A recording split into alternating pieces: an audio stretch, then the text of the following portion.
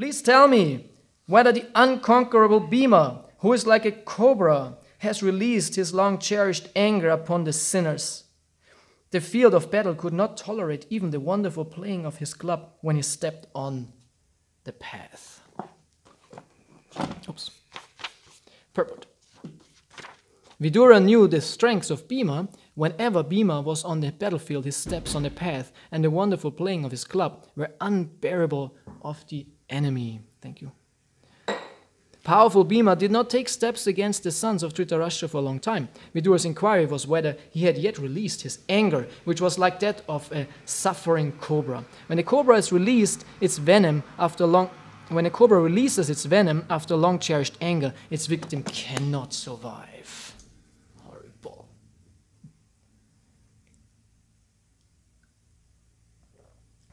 Oma Jnanatimirandasya Jnananjanashalakaya Chakshumilitam Yena Tasmai Shri Gurave Namaha Mukham Karoti Vachalam Pangung Langayate Girim Yat Kripatam Ahang Vande Shri Gurun Dinataranam Shri Chaitanya Manobistam Stapidam Yena Bhutale Svayam Rupa Kadamayam Dadati Svavadantikam Jai Shri Krishna Chaitanya Prabhu Nityananda Shri Advaita Gadada Shiva Sari Gaur Bhakta Vrinda Paramananda Madam Shri Chaitanya Ishwaram. Hare Krishna. So, here we hear about Bhima. Bhima is a Kshatriya.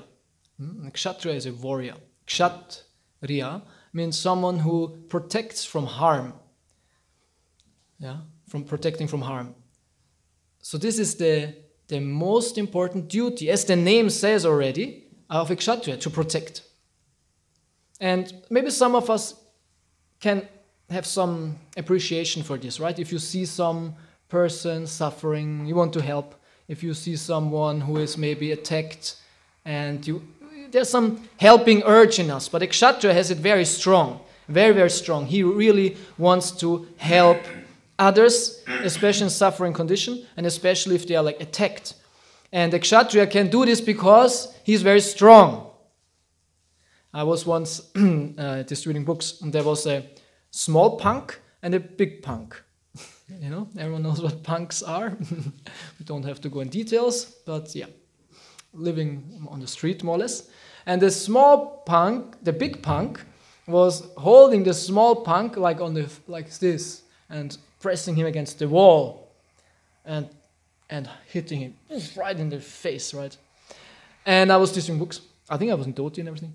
And I saw that, and I had this urge to help this small punk. But then I thought, I don't know. Maybe, I don't know. I don't know what I can do. But at least the urge was there. Later I spoke with my Sankirtan leader and asked him, should I have done something? And he said, no, better not. Why you want to risk yourself, get into harm and trouble?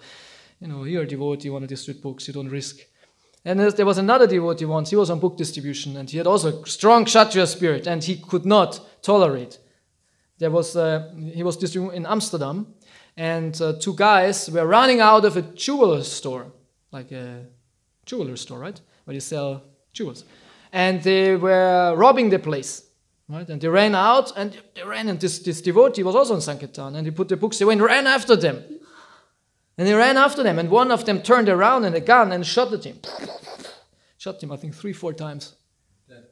No, he survived, but it was not nice. And he went to the hospital. And everyone said, why are you running after these guys? What do you care, right? I said, somehow I wanted to do something. Huh? I would rather have had the punk. Right, in one sense, yes. Maybe we should have switched. Huh? I should have been in Amsterdam, and he should see the punk situation. Yeah, but the Kshatriya spirit is like this. I have to help, I have to protect, I have to make justice, I have to fight. And the Kshatriya can sacrifice himself. For a Kshatriya, it's glorious to die when he does his duty. For him, this is the highest actually. Actually, for a Kshatriya, it's the highest to die when he does his duty. He would not tolerate to I cannot fight and I'm afraid and better not save my life. No, he says, no, I'm a Kshatriya and this is my duty, like bodyguards. like real bodyguards of expensive bodyguards, right? They are trained that if it's necessary, they will sacrifice themselves. When some guy comes and shoots the politician or some guy, and he has a bodyguard, the bodyguard will jump in front and take the bullets. Actually, he has to do that. In extreme situation, he has to. He has to sacrifice his body, his life even, for protection. That means kshatriya, someone who protects from harm. Yeah. So these kshatriyas, they have this very strongly. And Bhima is such a kshatriya, and he is an extraordinary kshatriya. Extraordinary. He's very powerful. Very, very, very strong. It said he's as strong as 10,000 elephants. That's quite strong. 10,000 elephants. You know, be as strong as maybe half an elephant is already quite something. Huh? Then I can beat Yamaraj in arm fighting. Huh? Half an elephant could beat you, could he? Sure. Half? Break my arm. Nah, you would, break his trunk. Come on, elephant. Like a small one, you fight with him. Then comes a big elephant. Yamaraj will also beat him also, yeah. 10,000 elephants? Huh? So Bhima was very powerful, very powerful. And why is he so strong? Because he has a quite strong daddy. His father is Vayu, and Vayu is the wind god. And said of all the gods, Vayu is the strongest. Somehow or other, it's the strongest.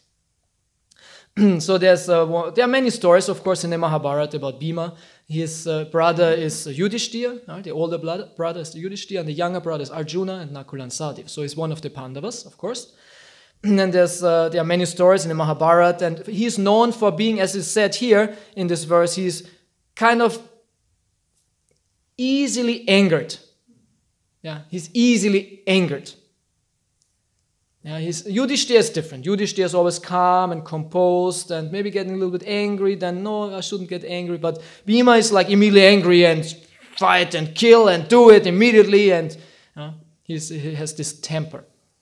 And when the Draupadi's disrobing was happening, this is when I was a Bhakta, I read the first time the Mahabharata.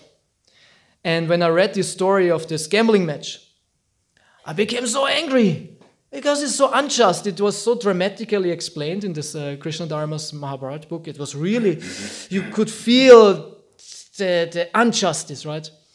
Because it was like this, it's a long story, of course, but the good guy is Yudhishthira, is the good one, and the bad one is Duryodhana. And Duryodhana, the bad one, wants to have the kingdom of Yudhishthira, the good one. And he could never get it. He could never trick him. So once he made a gambling match, a big gambling match, and he invited Yudhishthira and said, please, Yudhishthira, come, we have a little competition of gambling, just for fun.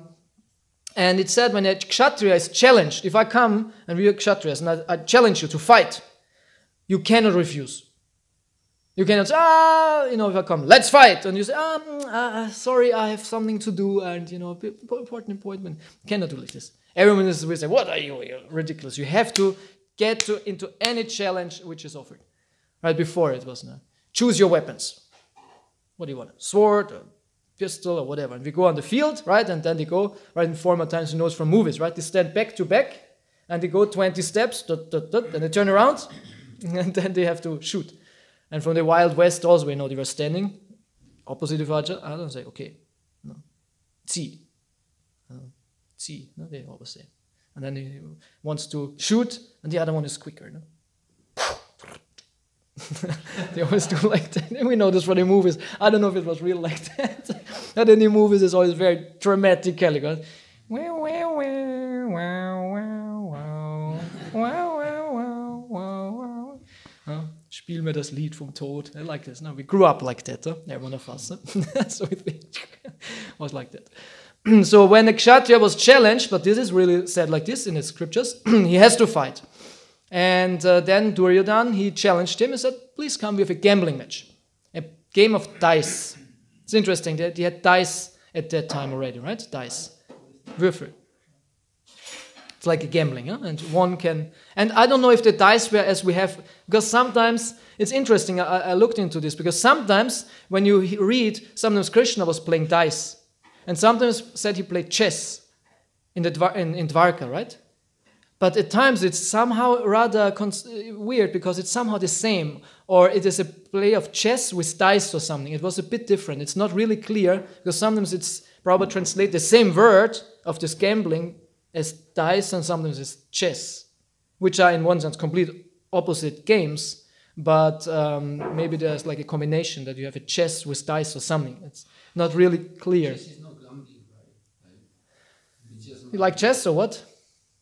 I play sometimes. Yeah, that's Krishna played chess, yes, so we can play chess. Then you see the Brahmachari is playing chess, and yes, it's very sattvic.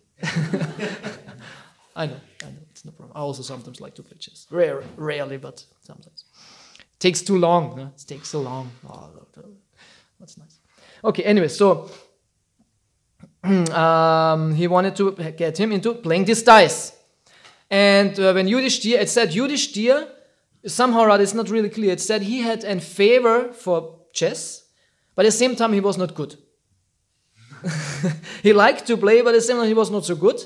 And Duryodhan was not playing himself, but he asked his uncle Shakuni, right? Shakuni. Shakuni is the brother of Gandhari, as far as I remember. Yeah? And Shakuni, the brother, this uncle, he was one of the baddest guys in the Mahabharata.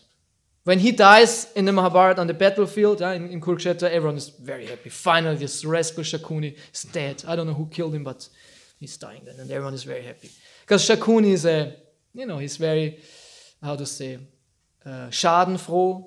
Yeah, he's very mean, and he was really enjoying then, so he started playing this game of dice against Yudhishthira. And they started off because if these Kshatriyas play, they have to bet something. It was not just playing who will win. No. Okay, what do you bet? Okay, 500 gold coins. Okay, let's play for this 500. And he wins. Shakuni wins. Oh, I won. Yudhishthira won. What do you say now? Huh? Oh, my coins. Nice. Okay, what now? What do you have now? Again, he said, okay, some elephants. Okay. Oh, I won again. And he said he was so good. He could strike anything he wanted. He was not cheating. Huh? It was not that this bow was already made that it's always winning for Shakuni. Here, previous lecture, someone told maybe Govinda did. I don't know if he was cheating like this. It's not because they played with the same dice as far as maybe they had different dice. I don't know. It said he cheated, but it's not clear if the dice were somehow manipulated or he was just really, really good in it. Someone said he was really good. What I heard once is that those dice of Shakuni, they were made of the bones of his kinsmen, relatives, and they blessed him in that way. Yeah, okay. See, he had some mystical power of winning, right? He was really, in that sense, unbeatable. Yeah. So anytime Yudhishthira, I put the elephants, I put my weapons, I put this, and he went higher and higher, and he lost everything. And he couldn't get out. If he would get out, it would be like a disgrace. And it went on and on and on and on. And anyway, it's a very long story with many details. And actually, they lost everything, and then they left, and then they came back, and the game was repeated, and it's actually quite convoluted. But in the last point, it was like this. That he was even putting his brothers on the wager. And he lost his brothers.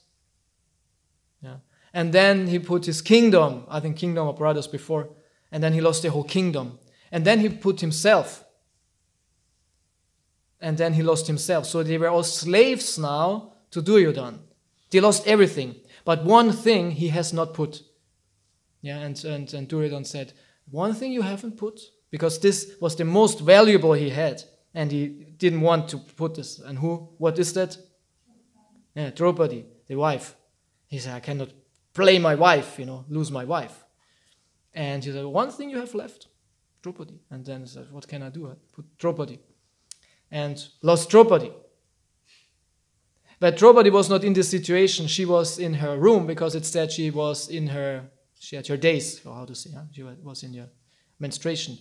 And it said in the Vedic times, when the lady had this time, she was very aloof. She went into her room. She had dressed only in one cloth, That meaning very simple, one sari probably somehow, and away from the whole situation.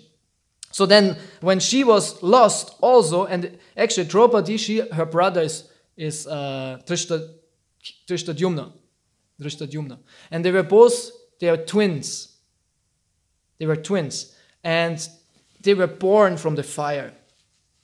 It's very interesting. They were born from fire, because okay. If you go into Mahabharata, and you know this and this and this and this, and so I cannot tell this story why they were born from fire. But it's very interesting. It said they were born from fire. This is how the child appeared, Draupadi, and Draupadi said it was like most beautiful princess, most beautiful. It's like unbelievably beautiful, sattvic, beautiful. So anyway. So Duryodhan was very happy. I got now even Draupadi. And he said, bring her here. No, bring her here. And then there was one servant, and he went to the room of Draupadi, knocked on the door, and she opened and said, what? Said, Draupadi, you have to come to the assembly. And this was the assembly of all the Kshatriyas, all the kings. Dhritarashtra was there, and Bhima was there, and the Pandavas. It was a huge thing. And you have to come. And she asked, why? Why do you have to come? I cannot come now. I'm aloof. And he said, yeah, because Yudhishthira lost you in a gambling. And she said, what? Yeah, he lost you in a gambling. You belong now to Duryodhan. You are not his wife anymore. And she said, how did this happen? And then he explained a little bit. And then she asked this question. Can he play me away if he played already himself away before me? How can he play me away if he lost himself already? He has no will or something like. So is this right? And the servant said, I don't know. what? So then she said, then go and ask them if this is right, if I should come. And she said, ask the elders, because they are the elders. Bhishma and everyone is there. So should I go or should I not go? And then this servant went there and asked them. And Duryodhan got impatient and says, I don't care, I got here, she should come now. Go again. And he went again and knocked on the door, and she said, so what's the decision? And she said, he said, Duryodhan just wants you, don't argue. And she, no, I want to know if this is right. The Dharma has to be respected.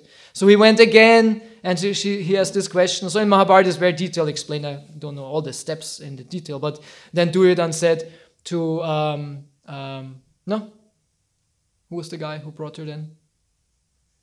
Dushashan, yeah. And Dushashan is the brother of Duryodhan, said, Dushashan, get her immediately. I don't want to talk about this. Get her. And then he went and he just opened the door and he grabbed Draupadi at the hair. And you have no right to protest now. You are lost to us, Kauravas. You come now. And he dragged her in this assembly. Like, this is very bad. And he dragged her in the assembly. And then there was a whole discussion. She asked all the elders, am I lost or not? And nobody could answer. And it was like a very, very dramatic. It was super dramatic. When you read this in Mahabharata, it's like so dramatic. And this poor lady and all these people. It is like completely intense. If you make a movie out of this, it's like very intense situation. And on one point then Duryodhan was really getting upset by the whole situation and said, Dushashan, just rob her of her sari, put her naked, we want to see her naked. And this is like completely crazy. Yeah. And of course, we know the story. Then he drags the sari and she holds on and he pushes, he pulls and pulls and she drags on and pulls. It goes like this. And at one point, she thought, I cannot do anything now anymore. I have to surrender to Krishna. Only Krishna can help me now. And she puts her hand up and says, Krishna, hey Govinda. But still nothing happened, and then she understood, I have to completely surrender. Just Krishna can help me now from this infamy. And she puts her arms in the air and calls, hey Govinda. And Krishna hears that and makes the sari very long. And this Dushashan pulls and pulls and pulls and pulls, and the sari is unlimitedly long. And she cannot, every time she turns around or something, and she has a huge pile of cloth already there, and he cannot disrobe her. And at one point he's like completely exhausted and says, this is not possible. Yeah. So, and in this situation, Bhima was sitting there, and Bhima was seeing this and was like, you know why? Because Draupadi is a little interesting story. She's the wife actually of all the 5 Pandavas. And this is from Vedic point of view not right? Because a woman cannot be married to more than one man. But it said she could do this because the Pandavas, they were like one person. Normally it's not possible that a woman is married to 2 men or 3 or something, because ego, this wouldn't work out. A man couldn't, nowadays they can't do anything, yeah. But a real man could not do like this. Ego is not working out like this. But the Pandavas, they had no ego in that sense, and they had no ego for each other. They were like one person. They were such loyal and surrendered brothers and loving brothers that they said, okay, we can even share a wife together. Very interesting, yeah? So anyways, and Bhima was sitting there and seeing this whole unjust situation, and he was boiling. He could not, how can you tolerate that? And he wanted to jump up and kill everyone. He wanted to take everyone's head and crush it with his hands. He could do like this. He could take every head. he could like this. Yeah?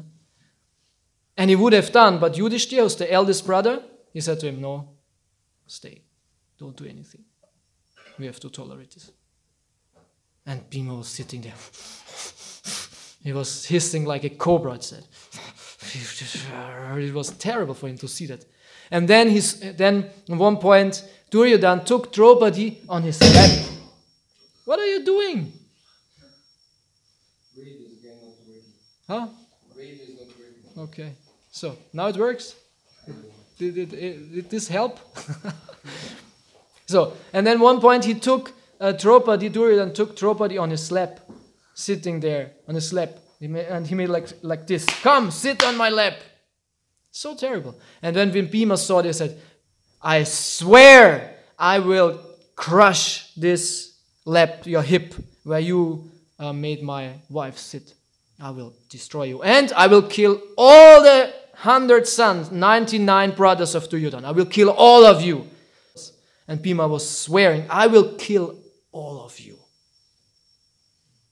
Every single one I will kill. And when finally this battle was in Kurukshetra, he killed every day a couple of them. Because 18 days we were fighting, every day. And sometimes when Arjuna or other Pandavas, other Yadavas had some of these brothers of Duryodhana as opposite, they went away. They said, no, you are reserved for Bhima. You know, no, I will not fight you. Maybe I'll fight you a bit, but I will not kill you. Bhima will take care of that. And Bhima was killing everyone. And he was swearing, I will crush Duryodhana's hip. I will kill all the 100 brothers.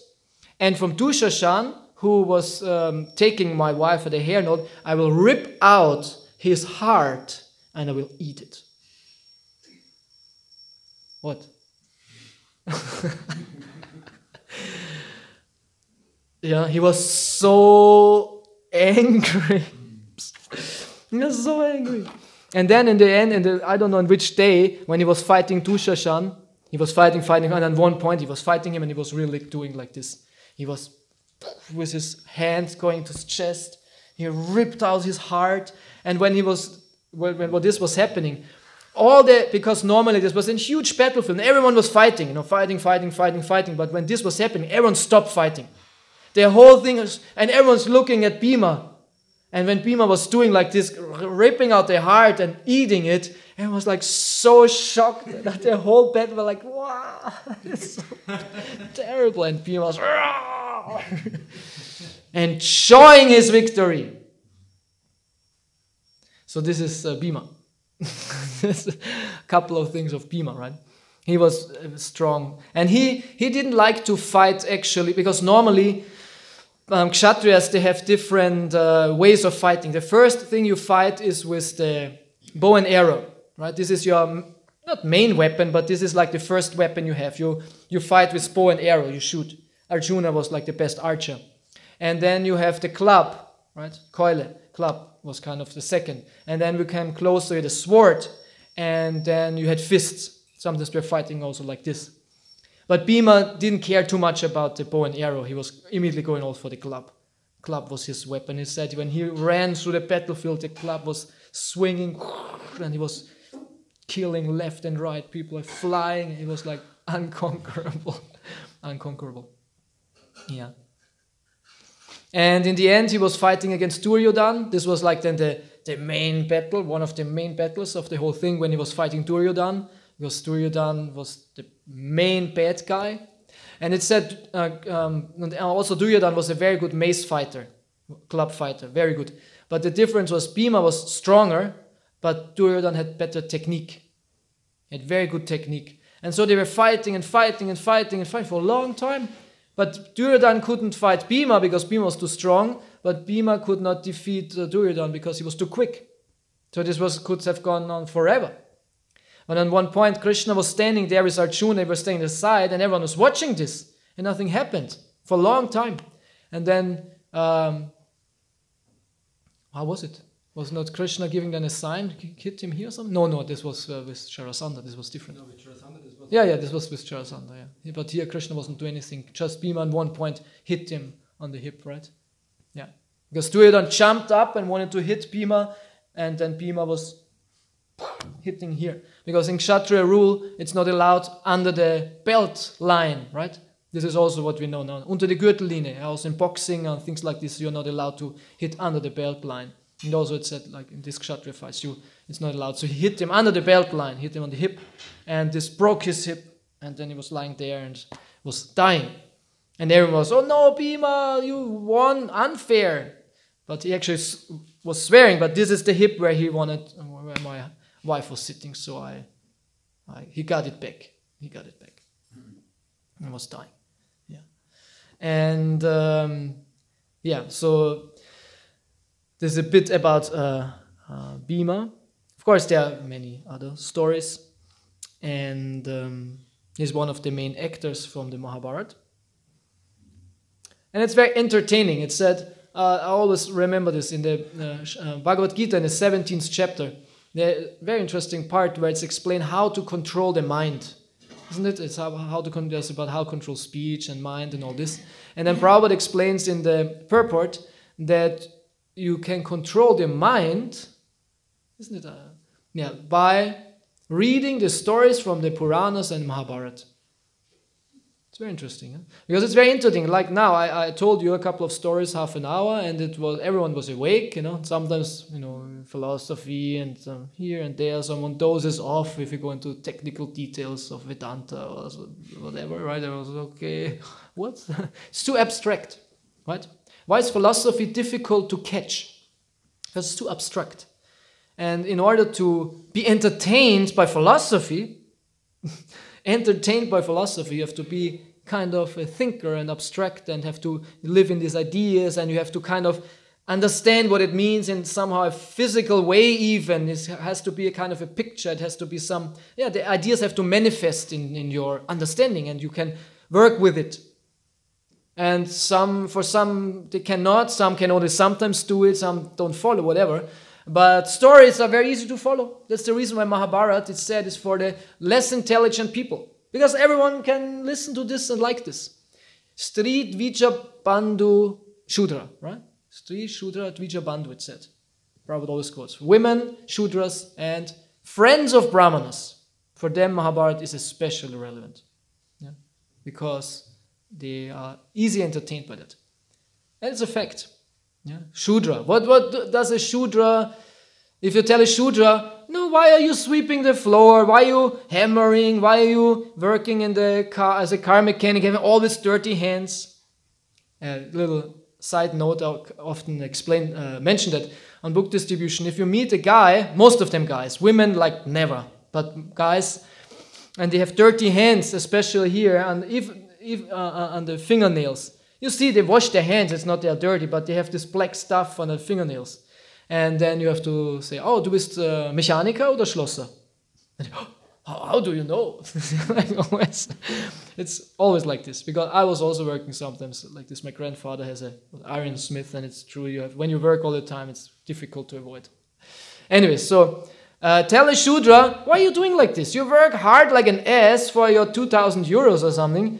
Why don't you study law? law books, and you make 5 to 10 to 20,000 euros a month. Once I met a stepson of a Staatsanwalt in Ulm. He was like Staatsanwalt, how was it said? Lawyer, state lawyer, right? You have the lawyer who defends the criminal, and then the state defends his law, the Staatsanwalt. I don't know how it's said in English. Everyone knows? Anyways, like a very important lawyer, and he was like 15 or 16 years old, and then he was very proudly mentioning, yeah, my stepfather is Staatsanwalt and earns 15,000 euros a month or something. And every month I get Taschengeld, 3,000 euros or something. He was like 15 years old. And I said, really? Then just give me a donation, come on. I said, no. I said, you idiot, go away. I wanted to, such a rascal. Those who have the most. Huh? Always those who have the most. It's true. Once also in another city, in Erlangen, I met a guy, he was some gay guy, but he said, I don't have to work, I'm super rich, I can do whatever I like, whenever I like, and everything is fine. I don't need this book. Also like this, super rich guy.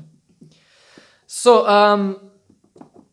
so Shudras. So tell him, why don't you study law? And so, what do Shudras say, especially on book distribution? You like to, there's some books and say, I cannot read. Yeah, on book distribution, you hear this all the time. Oh, they're even proud of it. I cannot read. Or books. Oh no, I never read a book in my whole life. You're like, book. Now, so imagine you put him in university. He has to study law books. It's like hell for him. It's like sweating, terrible. What? I cannot touch this. Oh no, a book. I want to hammer and work. Yeah. So Shudra, he cannot read, but stories is very easy. Very easy. Yeah. And Dvija Bandhu. Dvija Bandhu is the friend of a Brahmana. Bandhu means friend. Dvija. Dvija means second born. Dvija. Dvi means second, ja, born. Why second born? Because when we are born by a mother, it's a first birth. But this doesn't mean a lot. You can get born and have no education. But if you have education from a Brahmana and you get knowledge and you understand purpose of life, all this is the second birth. This is when we get the Brahmana thread, Upavitam, when we get second initiation. Actually, this is the second birth. Second initiation is the second birth. And this is Brahminical initiation. Shudra doesn't get it. He doesn't need it. But higher intelligent people, they get second initiation. And this is called Dvija. But if you are a Dvija Bandhu, meaning you are just a friend of a Brahmana, you might have a Brahmana thread, but you are not understanding, not living it. You are just a friend of a Brahmana. Dvija Bandhu, it said. So Dvija Bandhu means also less intelligent. They should also read Mahabharata. And women, because women were considered special in Vedic times. Now this might be a little bit not so clear, but in Vedic times it was very clear that women are less intelligent, more sensual, not so much inclined to study, and it was okay. They were not mistreated or ausgebeutet. Exploited. They were not exploited because of this. This was no problem. Yeah. So they also recommend to read stories of Mahabharata. Yeah.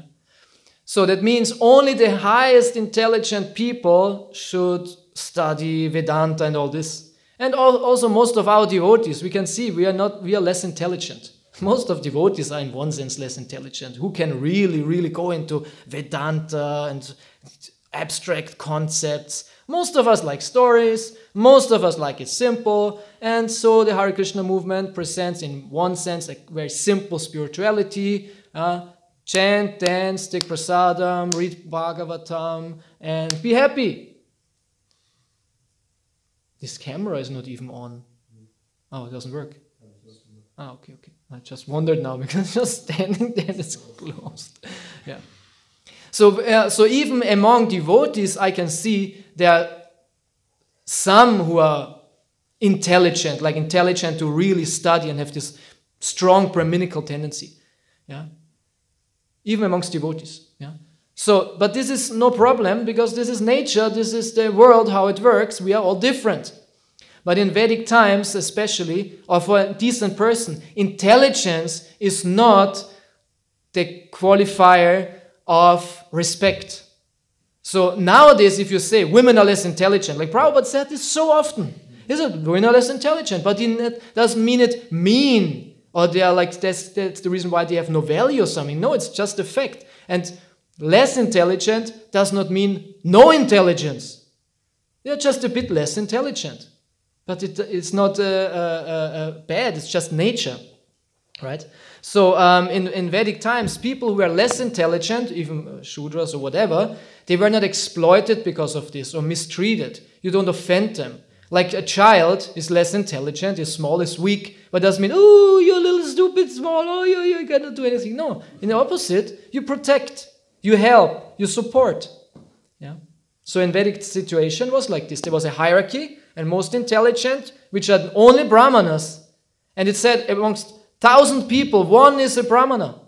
Meaning 999 people are less intelligent from a Brahminical point of view. And it's not that the Brahmana was, oh, we are most intelligent. No, they were serving the society with their intelligence. They had more intelligence. A Kshatriya is stronger. A Kshatriya is way stronger than a Brahmana. But he was serving with his strength the Brahmanas and the society. Yeah? And women, they have their qualities and their strength, and they were serving society with this. And the Shudra, which is most of the people, were serving with their workforce, manual labor, were serving the society. So everyone has his strength, and this means the whole society was a body. That's the reason why Varna Ashram Dharma and society is considered a body. Yeah? You need a head, you need the hands, you need the belly, you need the feet, you need all that the body works. So this is a unit. And so the society was feeling quite united, even being very diverse. Even being very, very diverse. So this diversity, unity in diversity. But nowadays, and it's interesting when Govinda Dev Prabhu gave the class 2 days ago, and then he mentioned that in Kali Yuga, the Varnas are fighting each other. Right? He mentioned this, and I wondered, this is a very interesting point. And I asked him where he got this from. And it's true, it's in the 12th canto of Srimad Bhagavatam, in the predictions for Kali Yuga. It's mentioned that the Varnas are fighting for superiority, for political power also. And this is the situation we have now. This is the situation that the society doesn't feel itself as a unit, as a body. They fight for power, they fight for dominion. How is that? Yeah, they want to control. And everyone tries its best to be the best. Yeah. Now the Shudras, right, in communism, revolution, we don't want to have the monarchs anymore. Yeah, the capitalists, no, we control with the money system. Yeah, and some people are more intelligent, they want to be more liberal and anarchic. Yeah, and women fight against men, and men, of course, were always ruling and now have to submit to the women, and the woman wants to have the power. And the blacks, oh, so long we are mistreated, now the black power, right? Black life matters. And the gays, oh, we were never accepted, always ridiculed. Now we also want to have power, and we also will respect it, and we also mistreated all the time. And it's a time of, empowering always these minorities, right? Now it's everyone wants to get empowered. Huh? And because of this, they fight each other. Because it's interesting, the worst class of human being nowadays, because this is the one who had the last hundreds of years the power, is the white man. So the white man is in one sense now the target of shooting down bigotry, racism, sexism. Like the white man embodies that. The white man embodies that because the colonial white man who was ruling society and exploiting and conquering and all this, white men. So this is the target group of disempowering nowadays. Yeah. So now there comes the racism against the white men. Now comes the racism against the white men. So then maybe it happens that the white man gets dragged down and then the black woman will rule, right? Because it's like the complete opposite, yeah? The black woman will rule. And after some hundreds of years, then again, the white men will say, oh, we are mistreated by minorities, and will fight back. But I don't think it will happen because other reasons. But it's just this disunity in society. And in Vedic society, everyone knew its strength and its weakness, people were not upset because of their birth, what they got by nature. They were said, this is how it is, this is my karma, and I fulfill my dharma. This is my karma, what I got, and then I will fulfill accordingly my dharma, and everything will be right. Because they understood the major point. I am not the body. I am not the body. This is just what I got, but I can use this for become Krishna conscious. So what's the problem? And one last point. Well, Indy looks right in the watch, yes. So one last point I will make. Because nowadays this sounds so terrible if you say one is more intelligent than the other, or this and that. It's not between men and women, it's also between races. Right? There are studies which race is more intelligent, and if you speak about that, they call you, oh God, how could you say like that? But even though it's scientifically proven that some groups are more intelligent than others, right? This is just science. Even between man and woman, it's clear that the man is a bit more intelligent. Actually, also a bit more stupid. This also. The man is more in the extremes. Woman, if you look at the curve of intelligence, IQ testing, the woman is more in the middle. But the man goes also more into the extremes, meaning they are more stupid men than women, but also more intelligent. Their intelligent IQ is more spread out. But in the high IQ levels, you will find almost no woman. In the real high of 130, 140, 150. As when you look in this history, the geniuses, the scientists, the thinkers, there are almost no women. It's like 90% men, at least. Yeah. But also on the other side of the most stupid people, more criminal people, you will not find women. Also, right? It's more in the middle. Anyway, so this is just science. They found out that all this is the situation. But what I wanted to say in the end, with power, if you have power, either mental, like psychological power, or physical power, which is, you are privileged, that through this you are privileged by nature, or let's say by God, or by your karma, whatever reason it is, you are privileged, and in that sense you have more rights, naturally. Maybe the law wants to kind of limit, right, like this, but from nature's point of view, you have more rights, you have more options, you can do more because you're more favored, you're more intelligent, you're more strong, whatever. And this is what they want to fight nowadays. No, we are all the same, and no one is more strong or this and that, and we are all the same and same rights. But, same right for everyone. But in Vedic society it was recognized. You are this intelligent, this strong, and this you have more rights, naturally. You use them for society. You use them for society. And with this come duty. And this is a very, very important point. The more rights you have because of your privileged position of being superior, immediately duties are attached. You have to do more.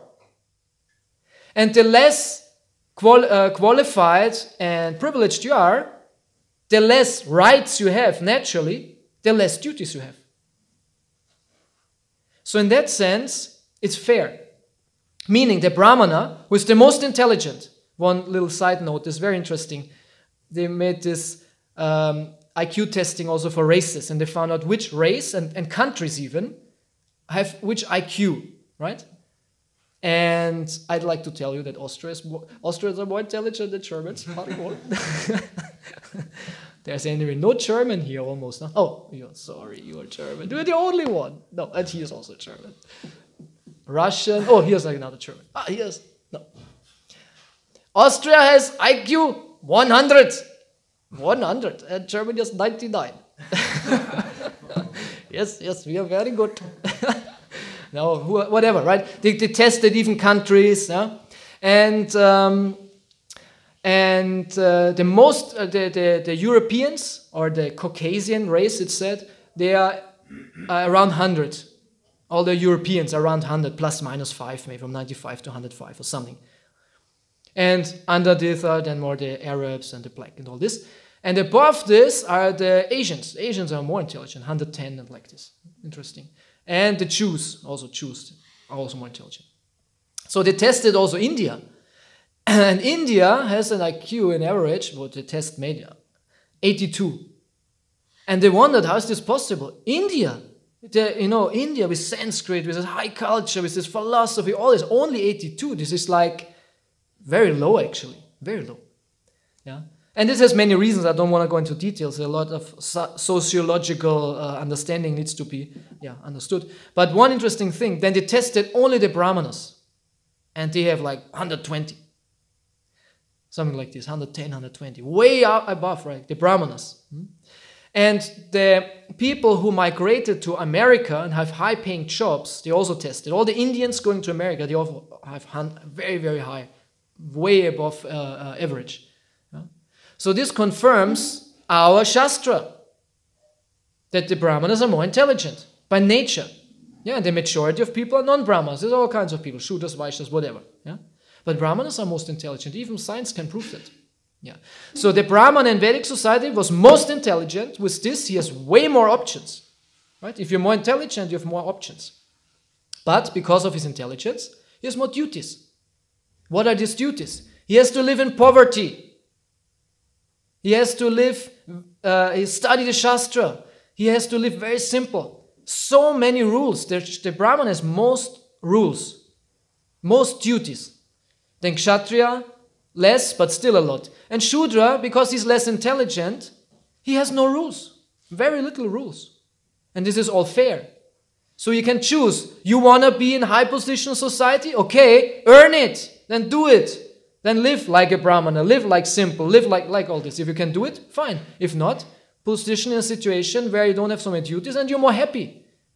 Right? And then you're also more happy because you wouldn't be overburdened by so many duties.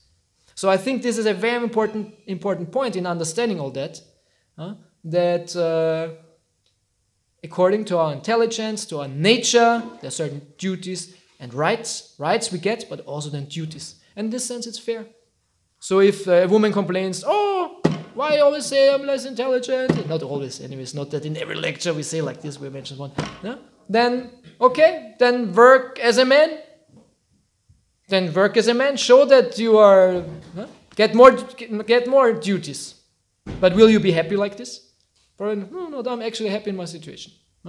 Or Shudra, I want to also this. Okay, then do it. Study this. Do it. Not okay. And if someone complains, oh, why do I have to get up in the morning? Why I have to shave all the time? Why do I have to renounce this and that? Okay, then maybe you're not a Brahmana, brahmachari. Then do something else. And then you're happy. But it's fine. And it's not that the Brahmanas will laugh at us, all these stupid people. No, Brahmanas are completely compassionate. Completely compassionate. And a husband who should be more strong than the wife, he will never mistreat the wife because of this. He will always take care of the wife. This is a natural tendency of a real man. A man who mistreats or beats or somehow behaves bad towards the wife, he is a loser. He is a loser. A real man will always use his strength and superiority to protect, to help the wife. And the wife will be always happy. Says, this is my husband. And there's a loyal and loving relationship. It is all fine. It's all fine. But in Kali Yuga, the people with power, whatever power, they always misuse their power. This is the problem. In other ages, they don't misuse the power. They use the power for those who need the power. Like I said in the beginning about the Kshatriya. He sacrifices his life for others. So you use your power. Hare Krishna. Thank you so much for listening to these wonderful topics about Bhima and things connected. Hare Krishna. Any questions? Yes? No question. Yeah? What? It's not a question. No? Then? I just remembered my spiritual master once said that in the Western world, they have a focus on my rights. Yes, exactly. In the Asian world, they have a focus on my duty. Might so be. The focus is completely different. Exactly. Rights and duties go hand in hand. And in the West nowadays, because we are so hedonistic and egoistic, what are my rights? My rights, my rights. What can I do? I'm allowed to do. But duty? Who speaks about duties? Nowadays, children, they even empower the children. The rights of the children. I don't know if I should say this, but my sister sued my mother because she was not getting enough money from her. Imagine. My mother said, she's completely crazy. How could you do that, And she won. My sister won. My mother has to pay more. This is so crazy. I hope my sister doesn't see this video. I will cut this out. Yeah. So, but now it is like this, you know, when the parents, when the child does something something wrong, and the parents say, "Don't do this, come here." The child says, "Stop, stop, stop, or I sue you. I get my lawyer. My rights, my children's rights. I drag you to court. Give me more Taschengeld." This is not fair. Right? This is crazy. This is what's going on. We give rights at times, not always, at times, to unqualified people who will misuse their rights. So rights can be only given according also to qualification, to duty. What is the duty? It's very interesting. This is Kali Yuga age. It's socially completely upside down. That Shudras are ruling the world. Democracy. Prabhupada calls it demon crazy. Demon crazy. And why? Because demos means, actually it meant the city, but anyways, it means like the public. Kratia means like the rule, the power of the demos, of the public. But the public is obviously, and everyone knows, less intelligent. The majority of people is not so intelligent. Suddenly they rule. And whatever they like, everyone has to follow. They set the standard. In Vedic times, the most intelligent, which are only a couple of them, the Brahmanas, they rule. Right? It's upside down. Now the Shudra rules. And that's the reason why the politics, all this is so crazy. Doesn't make sense. But anyway, it makes sense in an atheistic world. Because then, you know, the societies work in the West, more or less it works. You know, in Europe it somehow works. Yeah. But it doesn't work according to divine principles. This is in the end, it will not work out. It works out for the time being, but it doesn't work out in the end. As we see, coming more and more. Srila Prabhupada Ki, Nitai Gaur Premanande, Haribol.